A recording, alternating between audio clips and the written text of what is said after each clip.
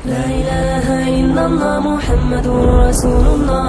لا إله إلا الله محمد رسول الله. لا إله إلا الله محمد رسول الله. لا إله إلا الله محمد رسول الله.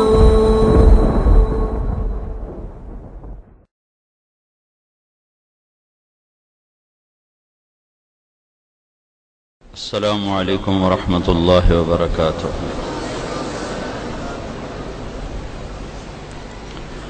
الحمد لله الذي رفع السماء بقدرته ودحى الأرض بمشيته وخلق الخلائق بإرادته واستوى على العرش كما يليق بجلاله.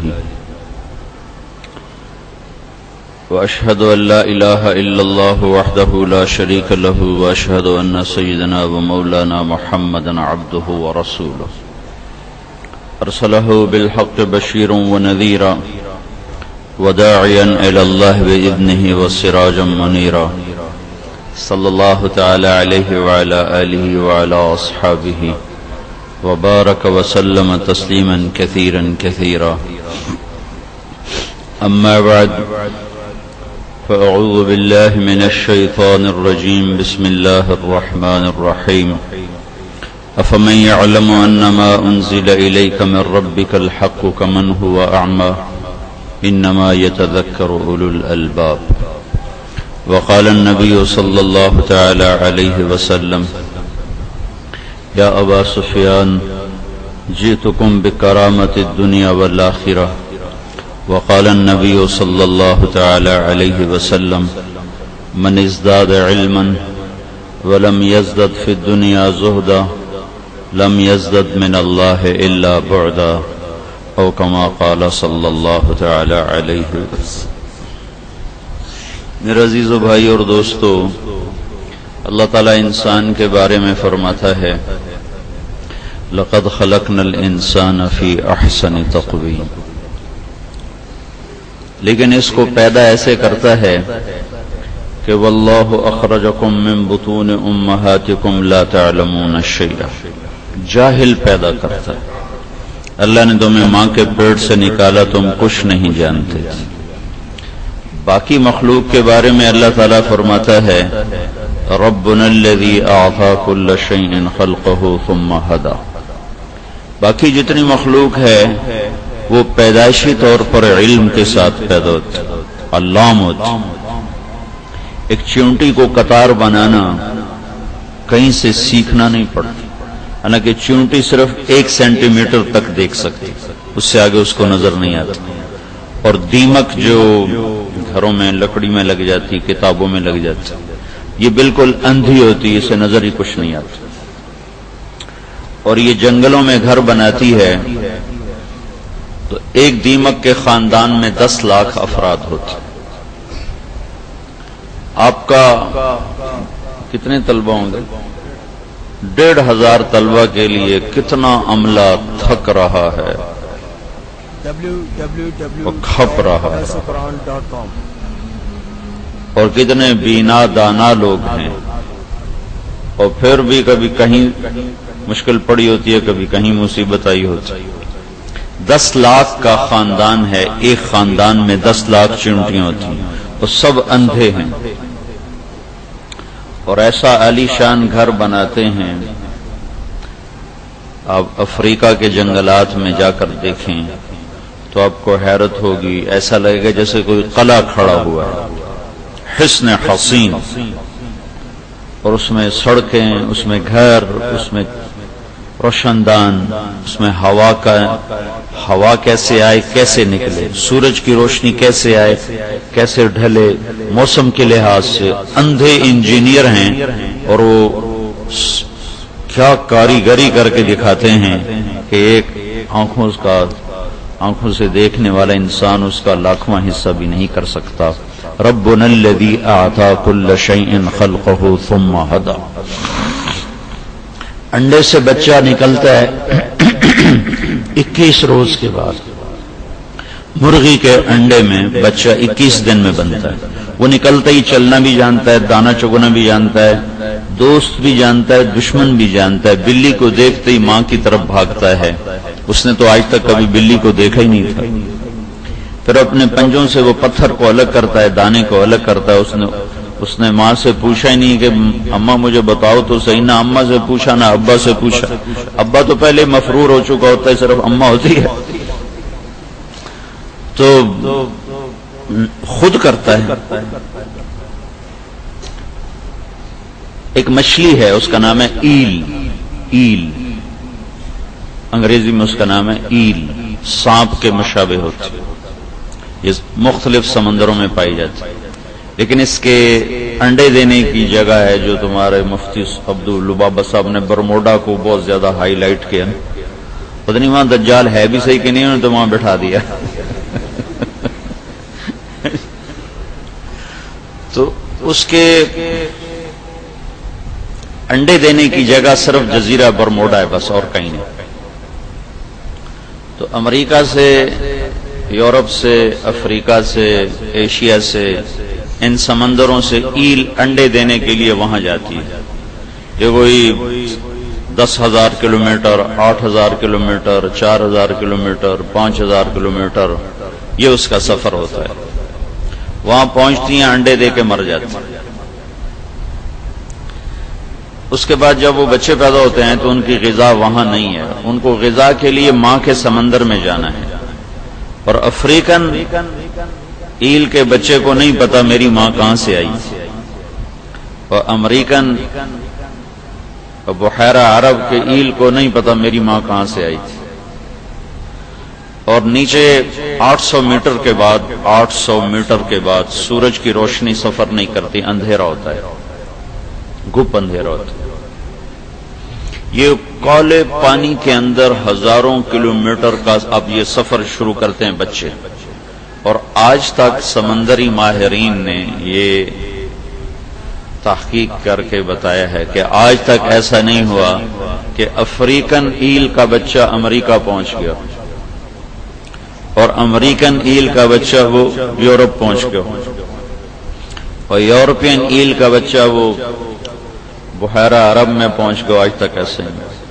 ایک اور مچھلی ہے سائمن، بہت خوبصورت مچھلی ہوتی، یہ تو بدصورت سی، یہ بہت خوبصورت ہوتی، سرخ جلد ہوتی ہے، چمکتے ہوئے ستارے ہوتے ہیں، یہ میٹھے پانیوں سے سمندر میں آتے ہیں، میٹھے پانی، اور میٹھے پانیوں کے کتنے دہانے ہیں جو سمندر میں آ کے مل رہے ہیں، کتنے دریا ہیں جو آ کے سمندر میں مل رہے ہیں، لاکھوں کروڑوں۔ یہ سمندر کھلے میں جاتی ہے اور 8 سال تک وہاں گزارتی ہے، یہ انڈے دینے کے لیے جس میٹھے راستے سے سمندر میں آئی تھی اسی راستے میں یہ واپس جاتی، آج تک ایسا نہیں ہوا کہ اس نے اس راستے سے خطا کھائی ہو، آج تک ایسا نہیں۔ ابھی بھی میں آ رہے تھے تو کراچی کے رہنے والے یہاں پہلے آئے ہوئے ایک دوسرے سے پوچھ رہے تھے مدرسہ جانے کا راستہ کون سا ہے، ٹیلی فون پہ ایک دوسرے سے پوچھ رہے تھے مدرسہ جانے کا راستہ کون سا ہے، ابھی تم آگے لوگو مجھے تو یاد نہیں ہے۔ یہ انسان ہے اور وہ ایک دفعہ آتی ہے، ایک دفعہ اس میٹھے پانی کے بہاؤ میں چلتی ہوئی سمندر میں چلی جاتی، پھر 8 سال اس میں وہ رہتی ہے، پھر جب وہ واپس جاتی تو ٹھیک اسی دہانے پر پہنچتی ہے، اور اوپر یہ پانی کے مخالف سے میں چلتی ہے، اوپر جا کر انڈے دے کے مر جاتی۔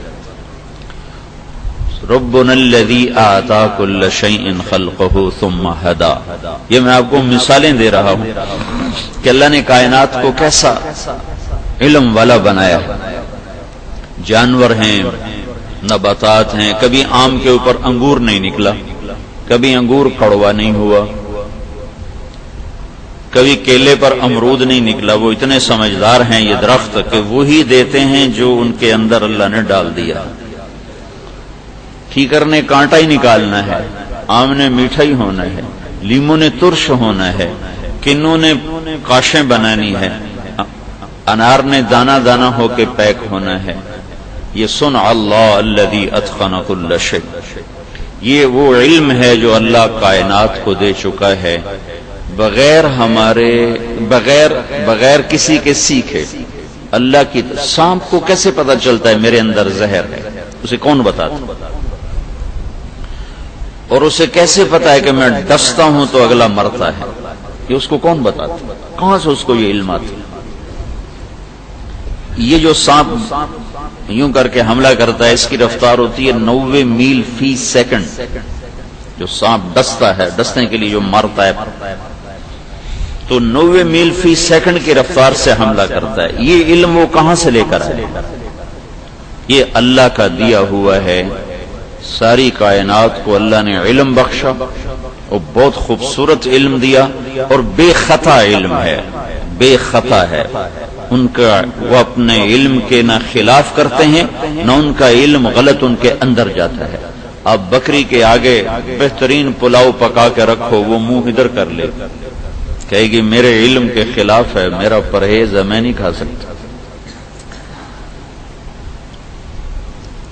شیر کے آگے مٹھائی رکھو، وہ منہ ادھر کر لے. گوشت کو رکھو، گوشت دھو کے رکھو، دھو کے صاف کر کے، منہ میں نہیں لگا.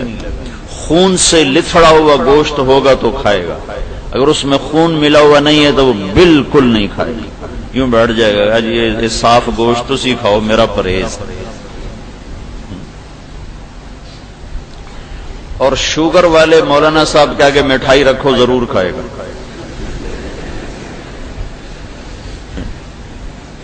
ڈاکٹر کے آگے رکھو ضرور کھائے. چلو مولانا صاحب تو مولوی صاحب ہیں، ہدایہ پڑھاتے ہیں، انہوں نے تو میڈیکل سائنس نہیں پڑھی. تو میڈیکل ڈاکٹر جو شوگر کا مریض ہے، جو سارا دن لوگوں کو بتاتا ہے آپ نے میٹھا نہیں کھانا ہے، اس کے آگے مٹھائی رکھو ضرور کھائے گا. اپنے آپ کو دلیل دے گا آج آدھی گولی زیادہ کھا لوں گا، آدھی گولی ود کھاؤں گا. جتنے شوگر والے ہوتے ہیں اوروں سے زیادہ میٹھا کھا رہے ہوتے ہیں. کہ انسان اپنے علم کے خلاف کرتا ہے اور کوئی جانور اپنے علم کے خلاف ہرگز نہیں کرتا. کبھی چمگادڑ دن میں اڑتا نظر آیا؟ اس کے لیے دن رات ہے، وہ رات کو نکلے گا. کبھی تازہ شکار کرتا ہوا گدھ نظر آیا کہ تازہ شکار پکڑ رہا ہو؟ وہ کتنا ہی مردار گوشت ڈھیر پڑا ہو، عقاب اس کے قریب بھی نہیں پھٹکتا. یہ میں آپ کو مثالوں سے بات عرض کر رہا ہوں کہ کیسے اللہ نے کائنات کو علم بخشا اور اس کے مقابلے میں انسان پیدا ہوتا ہے لا تعلمون شیئا، کچھ بھی نہیں جانتے. ہاں تمہیں آزاد فجعل لکم السمع والابصار والافئدہ، تمہیں اعضاء و جوارے دیے ہیں جس سے تم علم لے سکتے. آگے بازار میں دو علم ہیں، ایک دنیا کا ہے ایک دین کا ہے. اقرا کا جو عموم ہے یہ دونوں علوم کی ترغیب دے رہا ہے. اقرا بسم ربک الذی خلق.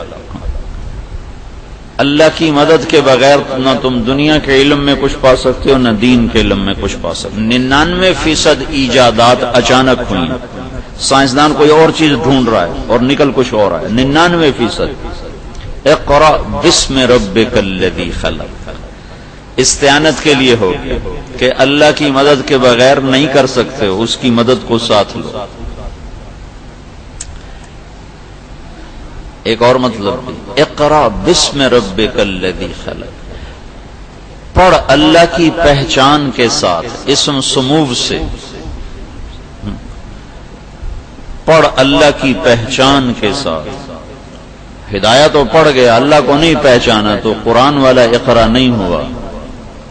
بخاری پڑھ لی ہے لیکن اللہ کی پہچان نہیں ہوئی تو بسم اللہ کی پہچان کے ساتھ پڑھ، اللہ کو پہچانتے ہوئے کہ تیرا پڑھنا تمہیں اللہ کی پہچان کروا رہا ہو، کہ تمہارا دل اللہ کی عظمت اور ہیبت سے بھرتا جا رہا.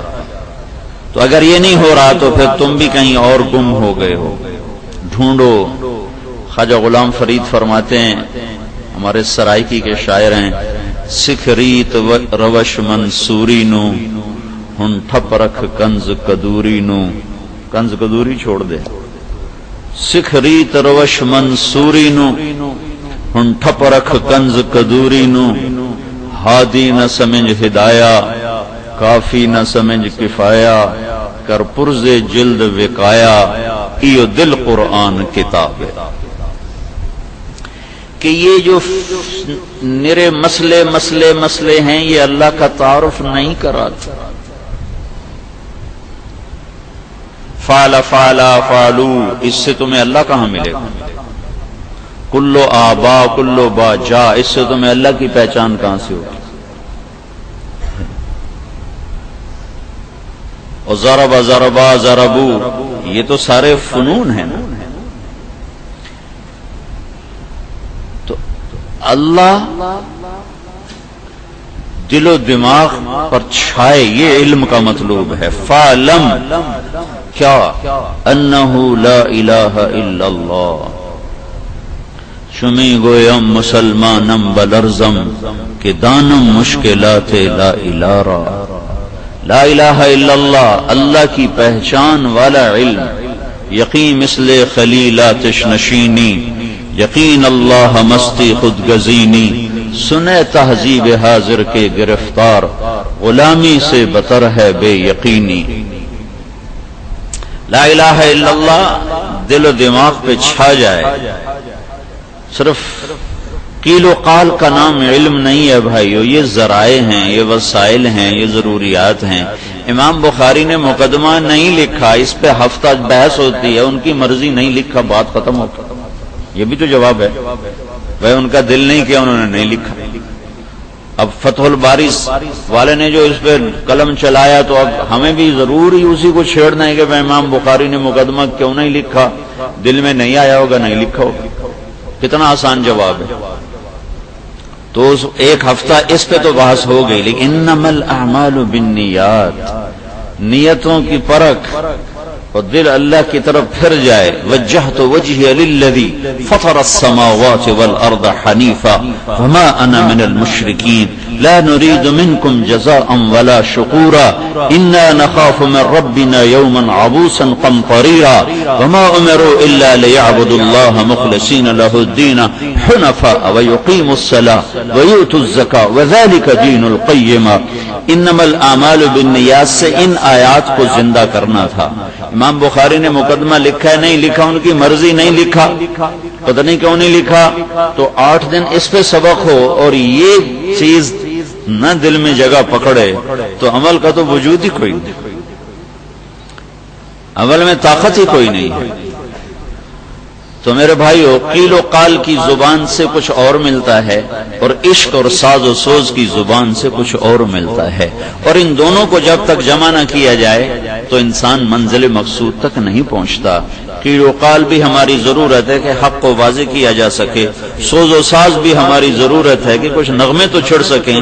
خالی اگر آپ یوں کہیں گے تو ہم یوں کہیں گے، آپ کا یہ اعتراض ہمارا یہ جواب. یہاں اچھی خاصی عبارت میں سے اعتراض ڈھونڈنا جو ہے، یہاں ایک اعتراض ہوتا ہے. کس نے کیا تھا؟ کتاب الایمان. یہاں ایک اعتراض ہوتا ہے کہ یہ کتاب تو کتاب الایمان ہے اور حدیث لائے ہیں بنی الاسلام والا خمسن. اب یہ علامہ فتح الباری والے نے خود ہی اعتراض اٹھایا ہے، خود ہی جواب دیا. امام بخاری کو نہ اعتراض سوجا تھا نہ جواب سوجا تھا. علامہ عینی اور ابن حجر میں تھا مقابلہ. دونوں تھے ایک ہی شہر کے، ایک ہی زمانے کے، ایک ہی جگہ. ایک احناف کے ترجمان، ایک شوافے کے ترجمان، دونوں میں تھی ٹسل. اب ہر ایک اپنی بات کو مسجد بنائی، بادشاہ کے حکم سے مسجد بنائی. تو وہ بنتے اس کا جو تھا نا، وہ افتتاح ہو رہا تھا تو اس کا مینار گر گیا. تو علامہ عینی نے کہا اس کے پتھر بڑے خراب تھے. دونوں حضرات موجود تھے. تو الاحجار فاسدہ، وہ چوٹ کی ابن حجر پر، ابن حجر. تو علامہ نکلنے کے یہ پتھر بڑے خراب تھے اس لیے گر گیا ہے. تو ابن حجر نے فوراً نہیں نہیں نہیں نہیں، اس کو نظر کھا گئی. اصابتہ العین، عینی، وہ عینی سے مشہور ہے نا. تو انہوں نے فوراً جواب دیا لا لا لا لا بل اصابتہ العین، اس کو تو نظر کھا گئی ہے. تو وہ آپس میں ایک دوسرے پر چوٹیں بھی مارتے تھے اور اپنی بات لمبے اس سے زیادہ بہتر، وہ کہتے اس سے زیادہ بہتر. وہ اتنا لمبا کیا کہ بخاری کو سمجھنے کے لیے فتح الباری کھولو تو پتہ ہی نہیں چلتا یہ شروع کہاں ہو رہی ہے ختم کہاں ہو رہی ہے. اگلا پہلے بھول جاتا ہے، پچھلا ہاتھ میں نہیں آتا ہے. تو یہ بھی ایک حد تک ضروری ہے، ایک حد تک. اس میں اتنا اتناب یہ غیر ضروری ہے. یہ اتناب غیر ضروری ہے، لیکن ایک حد تک اس کی تفصیل ضروری ہے۔ اس کے ساتھ سوز و گداز بھی ضروری ہے، جو اخلاق کے ابواب ہیں، جنت کے ابواب ہیں، جہنم کے ابواب ہیں، یہ بھی ضروری ہیں۔ اگر یہ نہ وَلِمَنْ خَافَ مَقَامَ رَبِّهِ جَنَّتَانِ، کیا میرے رب نے سورہ رحمان پڑھ دی ہے جنت، وَلِمَنْ خَافَ مَقَامَ رَبِّهِ جَنَّتَانِ، پھر وَمِن دُونِهِمَا جَنَّتَانِ، دونوں جنتوں کو کیسے اللہ تعالیٰ جنت الفردوس کو اور طرح بیان کرتا ہے اور نیچے والی جنت کو اور طرح بیان کرتا ہے، اور کس تفصیل سے بیان کرتا ہے؟ اقیموا الصلاۃ وآتوا الزکاۃ وارکعوا مع الراکعین، لے بھائی قوموا للہ قانتین، اقم الصلاۃ لدلوک الشمس الى غسق اللیل وقرآن الفجر ان قرآن الفجر کان مشہودا، یہ آ گیا نمازوں کا بیان۔ ومن اللیل فتہجد بہ، یہ آ گیا تہجد کا بیان۔ كانوا قليلا من الليل ما يهجعون وبالاسحار هم يستغفرون، کیسے اجمال اللہ تعالیٰ، اجمالا من شهد منكم الشهر فليصم اقيموا الصلاة وآتوا الزكاة الحج أشهر معلومات فمن فرض فيهن الحج فلا رفث ولا فسوق ولا جدال في الحج وما تفعلوا من خير يعلمه الله۔ چل بھائی، حج کا بیان ہو گیا، زکوٰۃ کا بیان ہو گیا، روزے کا بیان ہو گیا، نماز کا بیان ہو گیا، چلو وہ آیت سجدہ کرو، قرب حاصل کرو، تو یہ سارا اجمال آپ کو نظر آئے گا، اجمال نظر آئے گا۔ لیکن جب اللہ تعالیٰ اپنی ذات کو بولتا ہے، هو اللہ الذی لا الہ الا هو عالم الغیب والشہادۃ هو الرحمن الرحیم، هو اللہ الذی لا الہ الا هو الملك القدوس السلام المؤمن المهيمن العزيز الجبار المتكبر سبحان الله عما يشركون، هو الله الخالق الباري المصور له الأسماء الحسنى يسبح له ما في السماوات والأرض وهو العزيز الحكيم۔ جب اپنا تعارف کراتا ہے تو ایسے کھلتا ہے جیسے سبحان اللہ، سبح للہ ما في السماوات والأرض وهو العزيز الحكيم، له ملك السماوات والأرض يحيي ويميت وهو على كل شيء قدير، هو الأول والآخر والظاهر والباطن وهو بكل شيء عليم، هو الذي خلق السماوات والأرض في 6 أيام ثم استوى على العرش يعلم ما يلج في الأرض وما يخرج منها وما ينزل من السماء وما يعرج فيها وهو معاكم أينما كنتم والله ما تعملون بصير، له ملك السماوات والأرض وإلى الله ترجع الأمور، يولج الليل في النهار ويولج النهار في الليل وهو عليم بذات الصدور۔ اتنا لمبا بیان لانے کے بعد جب عمل کا وقت آیا تو ایک جملہ آمنوا باللہ ورسولہ۔ ترغیب اتنی ہے قرآن میں اور تشکیل اتنی ہے۔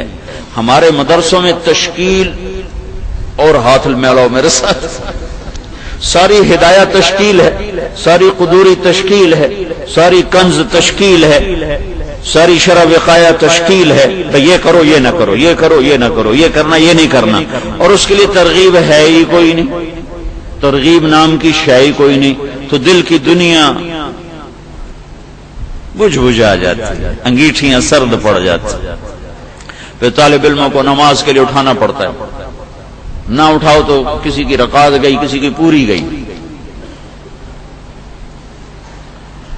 تو جب اللہ اپنی ذات کو بولتا ہے تو نغمے ہیں جو چھڑ جاتے ہیں، لیکن اس کے لیے ضروری ہے کہ تمہیں صرف ضربا والی عربی نہ آتی ہو، تمہیں وہ عربی آتی ہو جو اللہ نے اپنے قرآن میں فرمائی، بلسان عربی مبین، قرآن کا تعارف قرآن کی زبان میں، وَإِنَّهُ لَتَنزِيلُ رَبِّ الْعَالَمِينَ۔ اس سے بہتر تعارف میری نظر سے نہیں گزرا، ہو سکتا ہے میرا دعویٰ نہیں ہے، میں اپنے لحاظ سے دعویٰ کر رہا ہوں کہ میں نے جو پڑھا ہے اس میں اس سے بہتر قرآن کا تعارف اور پورے قرآن میں نہیں ہے۔ وَإِنَّهُ لَتَنزِيلُ رَبِّ الْعَالَمِينَ، کس کا کلام ہے؟ تنزیل رب العالمین۔ کون لایا ہے؟ نزل بہ الروح الامین، کس کے پاس آیا ہے؟ علی قلبک، کیوں آیا ہے؟ لتکون من المنذرین، کس زبان میں آیا ہے؟ بلسان عربی مبین، عربی مبین تک پہنچو گے تو تمہیں قرآن کا حسن نظر آئے گا، ورنہ یہ ایسا ہوگا جیسے اندھا باغ میں چلا جائے تو کچھ خوشبو تو سونگے گا، نظاروں سے محروم رہے گا۔ تو اللہ تعالیٰ نے اس کو اتنا خوبصورت بنا، اللہ بھی ضربا والی عربی میں قرآن اتار دیتا، نمازی تو پڑھانی تھی، وحدانیت پہ لانا تھا، کیوں کہا قل هو اللہ احد، اللہ الصمد لم یلد ولم یولد ولم یکن له کفوا احد. یہ کیسے تعبیر کیا؟ اللہ لا الہ الا هو الحی القیوم لا تأخذه سنة ولا نوم له ما في السماوات وما في الارض من ذا الذي يشفع عنده الا باذنه يعلم ما بين ايديهم وما خلفهم ولا يحيطون بشيء من علمه الا بما شاء وسع كرسيه السماوات والارض ولا يؤوده حفظهما وهو العلی العظیم. ایک حدیث میں آتا ہے سارے قرآنوں کا، سارے کلاموں کا سردار ہے قرآن. قرآن تمام کلاموں کا سردار ہے. قرآن کی سردار ہے سورہ بقرہ، اور سورہ بقرہ کی سردار ہے آیت الکرسی، اعظم آیا. اس میں اللہ کا نام کیسے اللہ نے پھرایا ہے؟ ایک آیت میں، ایک چھوٹی سی آیت. اللہ لا الہ الا ہو الحی القیوم، پھر الحی کی ضمیر، پھر القیوم کی ضمیر، پھر لا تأخذہ سنۃ ولا نوم، پھر لہ ما فی السماوات وما فی الارض، پھر من ذا الذی یشفع عندہ، پھر الا باذنہ، پھر یعلم کے اندر ما بین ایدیہم وما خلفہم، پھر ولا یحیطون بالشیء من علمہ ہی کے اندر الا بما شاء، شاء کے اندر، وسع کرسیہ ہو کے اندر، السماوات والارض، ولا یؤودہ ہو کے اندر، حفظہما، حفظ مصدر کے اندر ضمیر، پھر وہوا، پھر العلی، پھر العظیم. یہ 19 دفعہ ایک آیت میں اللہ نے اپنے نام کو گھمایا ہے، 19 دفعہ. تو یہ اعظم آیت فی القرآن ہے، اعظم آیت فی القرآن ہے. لیس کمثلہ شیء وہو السمیع البصیر. مجھے آج بھی یاد ہے جلالین کاف زائدہ، کاف زائدہ، یہ کاف زائد ہے، ٹھیک، چونکہ اکابر نے کہا 100%. کاف للتحسین، یہ بھی ٹھیک، کاف للتحسین، یہ بھی ٹھیک، کاف زائدہ، یہ بھی ٹھیک. ایک میں بتاتا ہوں، لغت سے ہی بتاتا ہوں، کوئی اجتہاد نہیں کرتا ہوں، کوئی تفسیر بالرائے نہیں ہے، لغت سے ہے. جو چیز لغت سے ہو، اکابر سے ٹکرائے نہیں، اس کو تفسیر بالرائے نہیں کہتے. جب کسی کو صفات میں تشبیہ دی جائے، صفات میں، تو وہاں کاف کا لفظ استعمال ہوتا ہے، اور جب ذات میں تشبیہ دی جائے تو وہاں مثل کا لفظ استعمال ہوتا ہے. یہ قاعدہ ہے عربی کا. جب کسی کو صفات میں تشبیہ دی جائے تو متنبی سیف الدولہ کو بیوقوف بنا رہا ہے. کالبحر یقذف للقریب لآلیا جودا ویبعث للبعید صحائبا. یہ تو سمندر کی طرح ہے، قریب آؤ تو موتی دیتا ہے، دور جاؤ تو بارش برساتا. میں کہتا ہوں متنبی اتنا بڑا شاعر تھا، یہ جتنے بڑے بڑے شعراء انہوں نے اللہ کی تعریف کا ایک شعر نہیں کہا، بادشاہوں کے قصیدے پڑھتے رہے. پھر کہتا ہے کل بحر، کل بحر. اب وہ سخاوت میں تشبیہ دے رہا ہے تو کاف کا لفظ آ رہا ہے. پھر حسن و جمال میں تشبیہ دینا چاہتا ہے تو کل بدر حیث اتجہت رأیتہ یہدی الی عینیک نورا ثاقبا. اب اس کو چاند سے حسن میں تشبیہ دیا تو کل بدر، کل بحر. اب اس کو جلال میں، ہیبت میں تشبیہ دینا چاہتا ہے تو کالشمس فی کبد السماء وضوءها یغشی البلاد مشارقا ومغاربا. یہ کل بحر، کل بدر، کالشمس.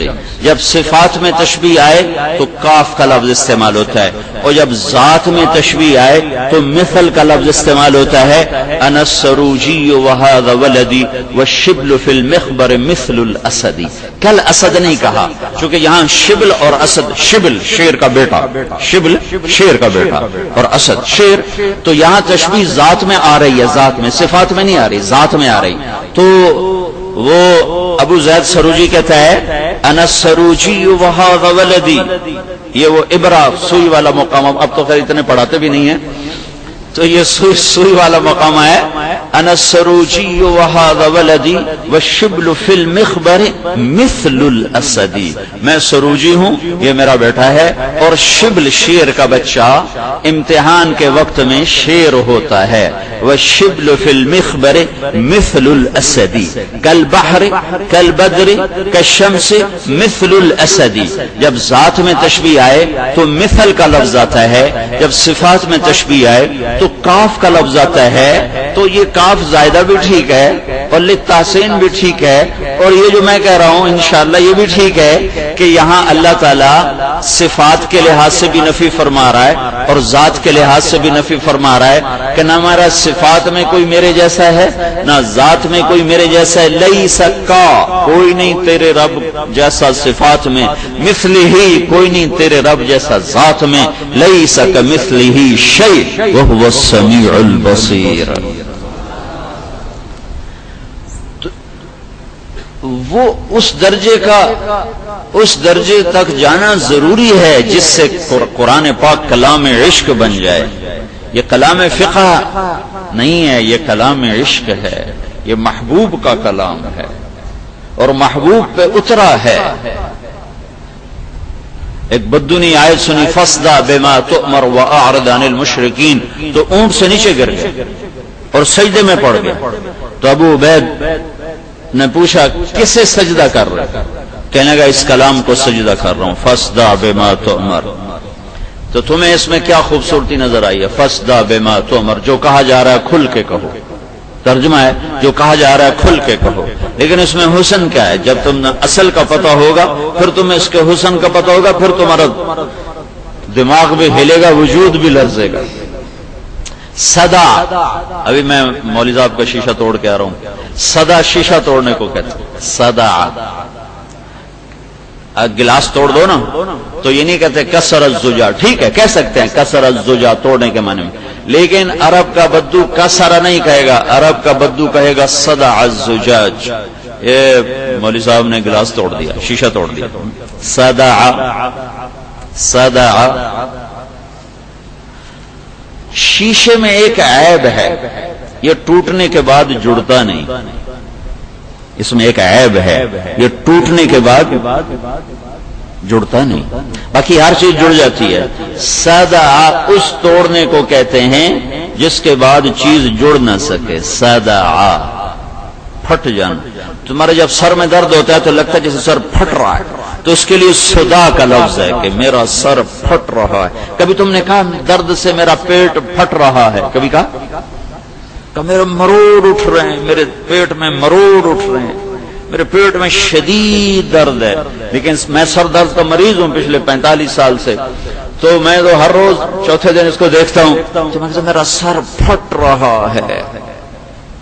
صدع اس پھاڑنے کو کہتے ہیں، اس توڑنے کو کہتے ہیں جس میں چیز دوبارہ جڑ نہ سکے، جس میں چیز دوبارہ جڑ نہ سکے۔ کسرہ عام ہے، صدع خاص ہے، کسر الزجاج کہہ سکتے ہیں، لیکن صدع ایک لفظ ایک خاص معنی میں ہے کہ اس طرح توڑنا کہ جڑ نہ سکے، جڑ نہ سکے، تو اس لیے صرف شیشے پر بولا جاتا ہے صدع ان صدع الزجاج، کہ شیشہ ٹوٹنے کے بعد جڑتا نہیں۔ اسی تعبیر کو ابو طالب نے بھی اپنے شعر میں استعمال کیا تھا، فَاصْدَعْ بِأَمْرِكَ لَمْ تُصِبْكَ صَبَابَةٌ وَلَقَدْ صَدَقْتَ وَكُنْتَ قَبْلُ أَمِينًا۔ فَاصْدَعْ بِأَمْرِكَ، تو فَاصْدَعْ کا مطلب ہے فَاصْدَعْ بِمَا تُؤْمَرْ، کہ جو میں نے تمہیں شریعت دی ہے، جو امر دیا ہے، جو دین دیا ہے، جو حکم دیا ہے، اس سے تو باطل پر ایسی ضرب لگا کہ پھر یہ قیامت تک کبھی جڑ نہ سکے، اس کو ایسا توڑ کہ یہ کبھی جڑ نہ سکے، فَاصْدَعْ ایسا توڑ کہ پھر یہ جڑ نہ سکے۔ یہی تعبیر ابو طالب کے فَاصْدَعْ بِأَمْرِكَ لَمْ تُصِبْكَ صَبَابَةٌ، اس نے بدو کو زمین پہ گرایا کہ کیا تعبیر ہے، کیا تعبیر ہے، فَاصْدَعْ بِمَا تُؤْمَرْ وَأَعْرِضْ عَنِ الْمُشْرِكِينَ إِنَّا كَفَيْنَاكَ الْمُسْتَهْزِئِينَ۔ اس آیت کو سن کر فَلَمَّا اسْتَيْأَسُوا مِنْهُ خَلَصُوا نَجِيًّا، جب مایوس ہوئے تو مشورہ کرنے لگے، یہ ترجمہ ہے، جب مایوس ہوئے تو مشورہ کرنے لگے. لیکن اس آیت کو سن کر ایک بدو نے کہا میں قسم اٹھاتا ہوں مخلوق ایسے کلام کہنے پر قادر نہیں ہے، یہ کسی قادر کا کلام ہے.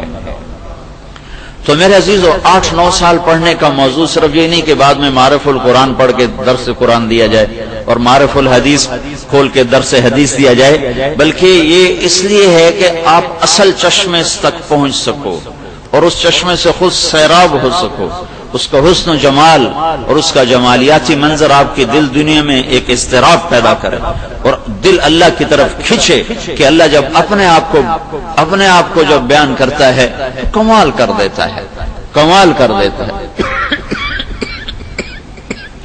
تو سارا علم گھومتا تو اللہ کے گھر. عدل العوادل حول قلب التائه وهوى الاحبة منه في سودائه. تو دل کے اندر محبوب کا عشق ہے اور باقی سارا دل کے باہر و باہر ہے.